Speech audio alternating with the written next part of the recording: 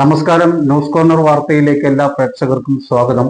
തന്താവൂർ സംസ്കൃതി ട്രസ്റ്റിന്റെ ആഭിമുഖ്യത്തിൽ All India Association of educational റിസർച്ചിന്റെ സഹകരണത്തോടെ അധ്യാപനം ഇന്നലെ, ഇന്ന്, നാളെ എന്ന വിഷയത്തെ ആസ്പദമാക്കി സെമിനാർ സംഘടിപ്പിച്ചു. കക്കടിപ്പുറം സംസ്കൃതി സ്കൂളിൽ പ്രമോദ് തലാപ്പിൽ ഉദ്ഘാടനം ചെയ്തു. വാർത്ത വിശദമായി. തന്താവൂർ സംസ്കൃതി ട്രസ്റ്റിന്റെ ആഭിമുഖ്യത്തിൽ All India Association of educational റിസർച്ചിന്റെ സഹകരണത്തോടെ അധ്യാപനം ഇന്നലെ, ഇന്ന്, നാളെ എന്ന വിഷയത്തെ ആസ്പദമാക്കി സെമിനാർ സംഘടിപ്പിച്ചു. കക്കടിപ്പുറം സംസ്കൃതി സ്കൂളിൽ പ്രമോദ് തലാപ്പിൽ ഉദ്ഘാടനം ചെയ്തു. സമീപ പ്രദേശങ്ങളിലെ വിദ്യാഭ്യാസ സ്ഥാപനങ്ങളിൽ നിന്നായി അധ്യാപകരും വിദ്യാർത്ഥികളും ഉൾപ്പെടെ 22 പ്രബന്ധങ്ങൾ സെമിനാറിൽ അവതരിപ്പിച്ചു. ഡോക്ടർ VC ബിനോജ് മുഖ്യപ്രഭാഷണം നടത്തി.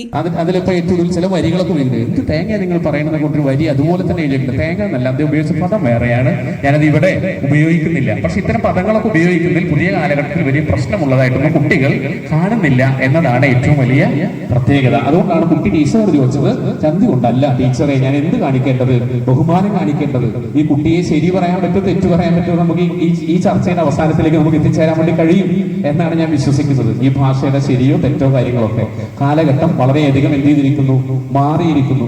ജനറേഷൻ എക്സ് ആണെങ്കിൽ എന്ത് ചെയ്യുന്നറിയോ, അടുത്ത വീട്ടിലെ കേശവേട്ടൻ വീട്ടിലേക്ക് വന്നാൽ കുട്ടി ഉമ്മറത്തിരിക്കുന്ന കുട്ടി ഓടി റൂമിലേക്ക് ഒളിച്ചു പോയിട്ട് അച്ഛനെ അവിടുന്ന് വിളിച്ചു, ഒരു അച്ഛാ കേശവേട്ടൻ വീട്ടിൽ വന്നിട്ടുണ്ടെന്ന് പറയും. ഇതാണ് ജനറേഷൻ എക്സിന്റെ സ്വഭാവം. ഓക്കെ, ഒരു വൈകിലേക്ക് കടന്നു കഴിഞ്ഞാൽ അച്ഛൻ അല്ലെങ്കിൽ അടുത്ത വീട്ടൊരാള് ജോസഫേട്ടൻ വീട്ടിലേക്ക് കയറി വന്നാൽ കുട്ടി കസേര തിരിക്കും, ജോസഫേട്ടനാണല്ലോ വന്നത് എന്ന് പറഞ്ഞിട്ട്. ശരിയല്ലേ?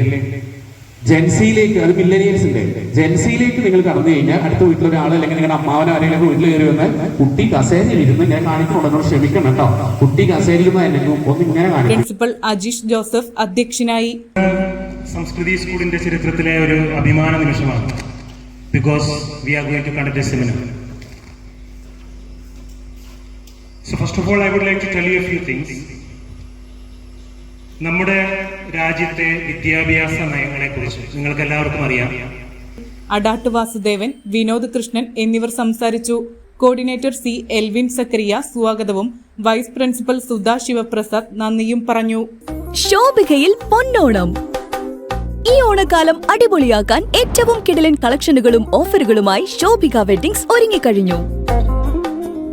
കുട്ടികൾക്കും മുതിർന്നവർക്കുമുള്ള ട്രെൻഡി ആൻഡ് ട്രഡീഷണൽ വസ്ത്രങ്ങളുടെ എണ്ണിയാലൊടുങ്ങാത്ത ശേഖരമാണ് ശോഭികയിൽ നിങ്ങളെ കാത്തിരിക്കുന്നത്.